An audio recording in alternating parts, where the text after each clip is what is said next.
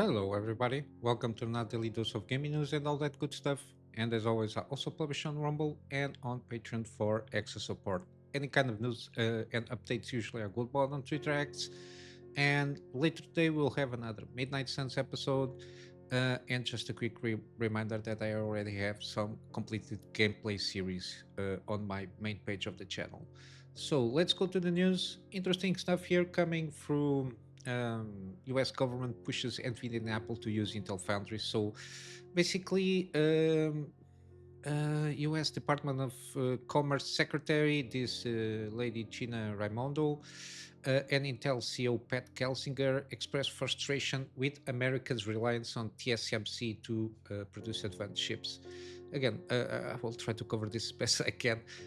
After that meeting, Raimondo went on private meetings with some public market investors, including shareholders of tech giants Nvidia and Apple, encouraging them to push their companies to use US foundries to produce AI chips. So it seems there is some kind of on the background, kind of trying to push some shareholders. I don't know what extent there is some kind of threatening around there, but yeah, it's going to be a little bit tricky for them to push US foundries to produce AI chips because they usually need like the bleeding edge for 3 and 2 nanometers. They are pushing around there. Got the news from Samsung is trying to get to push better yields for the 3 nanometer and 2 nanometer, but I think they pull out some engineering staff from US foundries because they are not managing to get around those yields. And TSMC has way better yields, I think 75% or less in the 3 nanometer thingy there. And I think they are on par with 2 nanometer to get good yields from there. Again, this is a shit show for what they want to accomplish at this moment in time. Because, again, this has to do a lot with the fact that the there is this geopolitical thing happening here. And in the even in this article, they say that especially China is eyeing to invade the de facto country, talking about Taiwan.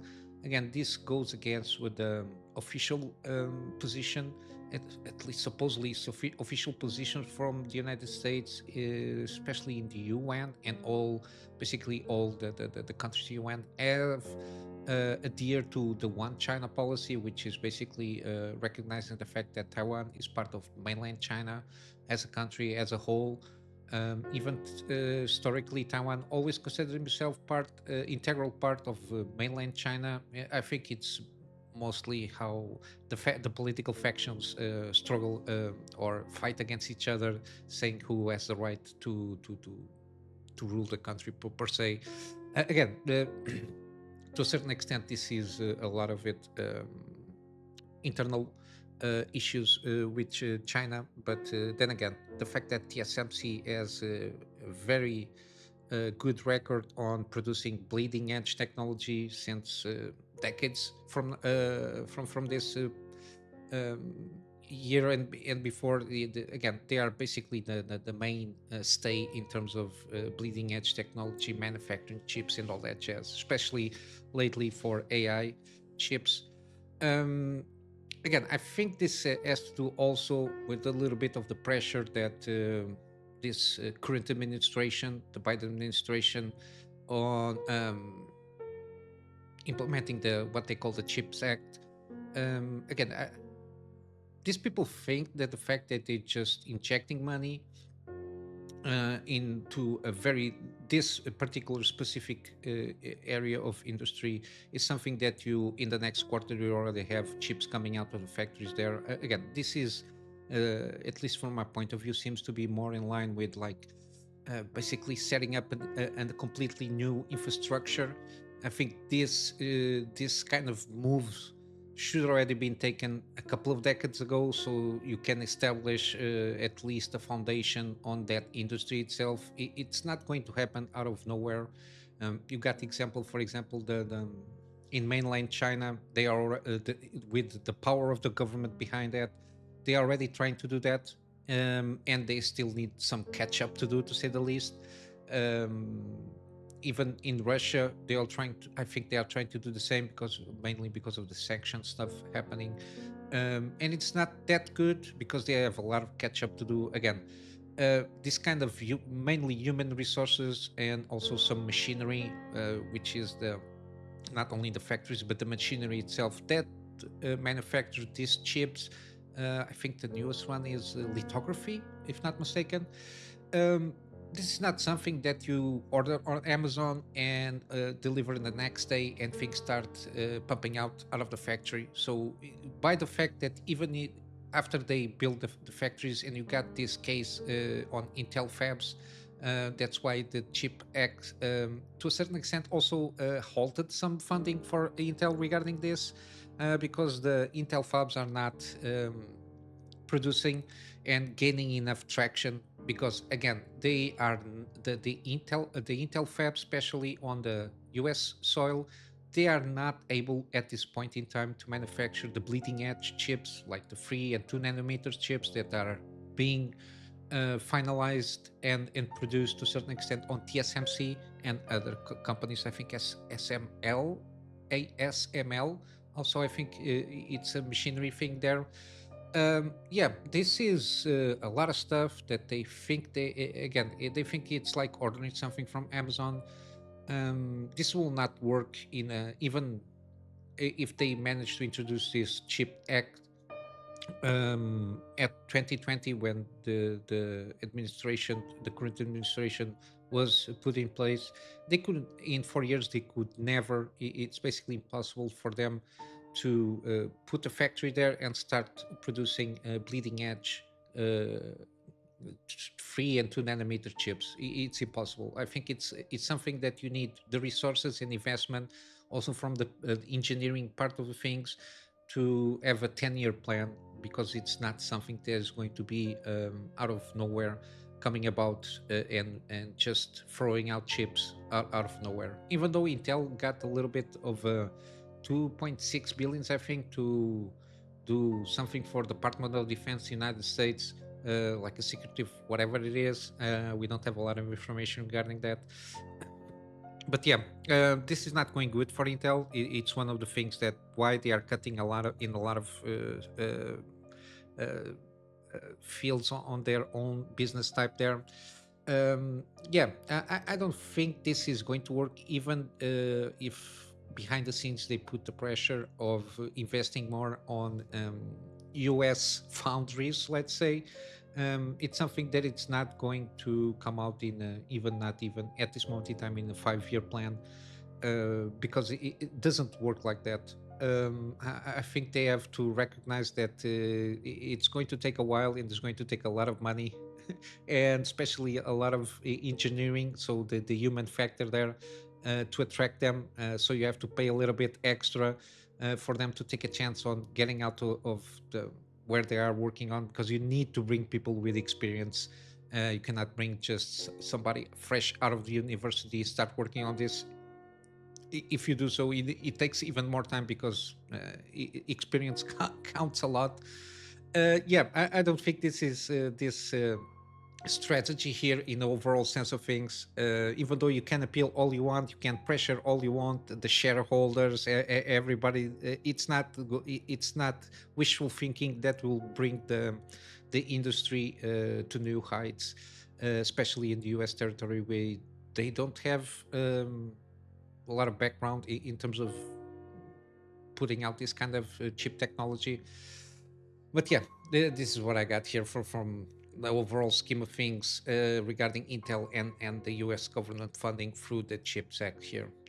I don't think this is, if they don't continue to insist and keep funding and keep insisting and keeping the support there, because we have again the example of China. The government is investing a lot, and again, it's been a couple of years now, and they still not managing to come out with the same kind of on-pair products with TSMC it will take a while, and with all the might and power and the money that the Chinese government can put behind that, and to a certain extent, I think also Russia government on some projects there in terms of trying to get their own foundries and their manufacturing to be more independent. It will take at least 10 years to see the catch up with the standards of the industry at this point in time where it is now. Yeah, it's going to be a tricky thing to pull out of the hat there. It's not something that is going to do in a couple of quarters or a yearly basis. It's something that will take at least a decade to bring about if they continue to try and insist on putting money and human resources there to continue to start manufacturing and improve of what they are building there, or else they're going to be always dependent on TSMC. That's why we see a lot of pressure on the government of the United States on Taiwan and China, and trying to, I don't know, try to disrupt there. But it's not. I don't think it's going to work the way they think it's going to work. But yeah, basically that's it regarding industry-wise. We got a little bit more news. Again, a lot of tidbits coming out from Check Yun, especially from Tom Hardware's interview. Similarly, they are being dripping out this kind of information here. Supposedly, FSR 4 is going to take the full AR route. So basically, it's going to be identical to DLSS and Intel upscaler thing there, which is interesting because we already have kind of the sneak peek with the PS5 Pro upscaler, the PISR upscaler, which uses and leverages AI with some RDNA technology on the part of the NPU side of things. I think that's why we are getting that NPU on PS5 Pro for the PISR technology there. I think it's going to be interesting. Let's see how this goes. Hopefully, it does at least put itself on par with the upcoming, with the current NVIDIA DLSS and Intel upscaler technology there. Again, this is also part of the grand scheme of things of them unifying their own technology, because if they can manage to, hopefully it will pay off, the UDNA thing there, if they can develop for just a single architecture, I think they can leverage a little bit better in terms of the AI thing there, for gaming purposes, the upscaler technology. And also I think they can be will be introduced on ROCm, which is their own open source software, which supposedly is try to compete with CUDA platform. I think it's going to be a very interesting thing to see. So hopefully, at least we'll have more detailed information here by the end of the year, when supposedly we'll start getting some teasers here and there for RDNA4 products. If they have this kind of NPU kind of a thing specifically dedicated for the upscaling technology, it will be interesting to see.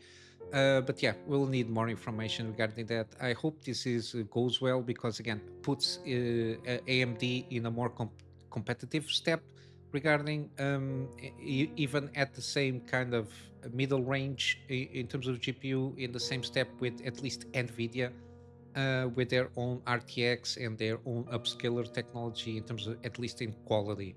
I think it's very important for them to, if the hardware is on par, what they say, the 8800 XT, being trying to deliver around 4080 kind of performance on rasterization, and I think they want to make it trade blows with with the ray tracing, sorry, with the 4070 Ti, give or take.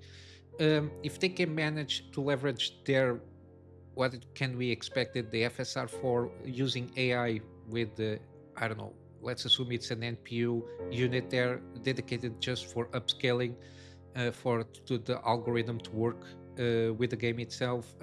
Hopefully, it's something that they can leverage, and if they can put that upscaling technology at the same level that Nvidia does, I think it's going to be a very good marketing point there to sell excellent GPUs at the same par with Nvidia, but costing, I don't know, 20-30% less, providing the same kind of performance in all sides. to a certain extent, of course, and be cheaper and perform better. I think it's the better way to try and achieve the scale that they want to go for. But yeah, interesting. Hopefully, we'll see some sneak peeks on at least on FSR4, at least on the DIY GPU stuff there. Hopefully, we can get some more information till the end of the year, so you have a better sense of what the thing is going to be. Then we got also supposedly there was this thing with Embracer splitting from Saber Interactive. Again, they are selling a lot of stuff all around because of the failed deal a couple of years ago, if not mistaken, with a Saudi investor. I think the deal was around $2 billion that fall through, and they were expecting that injection of $2 billion to maintain the current studio setup, and because that fell through, they again to try to not go under. And after all those acquisitions years ago, again they started closing studios, selling off properties. I think they sold Gearbox also. I think they acquired, but they have to sell. You have to sell it. And in this case, the Saber Interactive, which owns or owned 4A games from the Metro franchise, supposedly people were worried that Saber was taking the IP with them, but they didn't. At least that's the information that I can get from here. Saber CEO told in a statement this morning that it always our intention to exercise on 4A, but we thought it would be better for all parties for the studio to instead remain with Embracer. Um, from 4A, from the Metro Studio, we'll get a game, a VR game, but it's not from the 4A.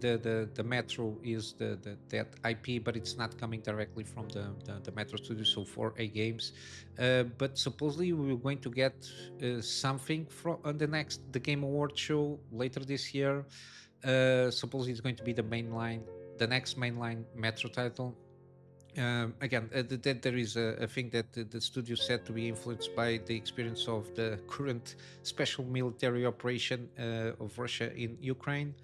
I don't think, in my personal opinion, that should is going to be the best way to try and tackle that with that kind of influence. Mainly because the title itself with the IP it's more post-apocalyptic, so it's something that takes its place on the future. I'm not sure it's very suitable to try and take influences for current day to. I don't know. We'll have to wait and see how that goes. But yeah, for now, 4A Games is still staying with Embracer, and hopefully they will launch a good game. And we should expect at least a teaser on the Game Awards later this year. Hopefully so. And then lastly, we've got Resident Evil Code Veronica and Resident Evil Zero remakes. I've got some more details here from the leaker Dust Column.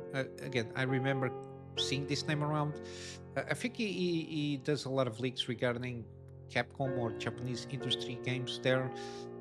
Supposedly, these two games, in terms of remakes, they are not going to be as ambitious as Resident Evil 4 remake. Again, I didn't play these two games, Code Veronica or Zero, so I'm not sure what kind of game they are from. Again, Resident Evil franchise, but I'm not sure the scope of the game themselves, in the original form, if they were like huge in scope, and what kind of remakes, what kind of alterations the remake and or improvements that the remakes can do for these games. But from what he says, I think it's going to be trying to, I don't know, do the same thing that they've been doing on the remakes, which is kind of third person over the shoulder angle, and try to pull out a little bit more horror or introduce a little bit more horror on the franchise itself with, again, with the same kind of actiony kind of a thing there, but with the survival aspect still in place. I think they're trying to set up a tone on with these remakes that have been launching. Trying to set up a kind of middle ground there between horror influences and a little bit action survival there. but the staple is being third person over the shoulder so far, at least from the remakes that we saw, which is good. Even though these new games, at least Resident Evil 7 and Village, I think they are both of them on first person. Resident Evil 7, I know it's in first person because I already played it. But Resident Evil Village, I think it's also the same. I think, at least for the remakes, they are aiming for that over the shoulder kind of a thing there, while this new kind of not soft reboot, but this new part of the franchise is more aiming at first person kind of a view there. But yeah, we'll have to wait a little bit more because there is not a lot of more details here on this leak. But yeah, hopefully it's going to be at least in the same line in terms of quality of the remakes that the previous remakes were. If they are near the quality of the Resident Evil 4 remake, I think it's going to be a good sell on the players there. But yeah, we'll have to wait for a little bit more detailed information. So I'm going to wrap up here with some gaming deals. We got still Batman Arkham Collection around 85% off on the free games. We got the Plague Tale Innocence 80% off. You got also a bundle if you want to buy both games at the same time. And we got also a Plague Tale Requiem 60% off by itself. Then you got Marvel's Guardians of the Galaxy 80% off, so it's still on this deal. And we got also Atomic Heart 60% basically across the board in all the editions. And you have a demo if you want to try it out to see if it is for you or not. Then you got finally here Dave the Diver 30% off. And there is also the deluxe edition, $5 more, and you get all the extra goodies. I'm not sure Dredge content. Oh, it's the crossovers there. It's are free. Digital extra. I'm not sure if it's only the OST or if it is something more there. But on GOG, we got BattleTech. This is the Mercenary Edition. I think it's the Ultra Edition here with all the DLC there. 76% off. We got Deus Ex Human Revolution Director's Cut 85% off, very cheap. And then we got also the sequel Mankind Divided, the digital deluxe edition with all the DLC, playable DLC associated with it, 85% also. Then we got Jagged Alliance 50% off. Then we got also then Wolfenstein the 2-pack, which includes the Old Blood and the New Order, 80% off for the two games, and Wolfenstein 2 the New Colossus, which brings the digital deluxe edition, sorry, brings all the DLC, the playable DLC also, 85% off. And yeah, basically this is it for today. I will wrap up here with a plug on my Patreon for extra support.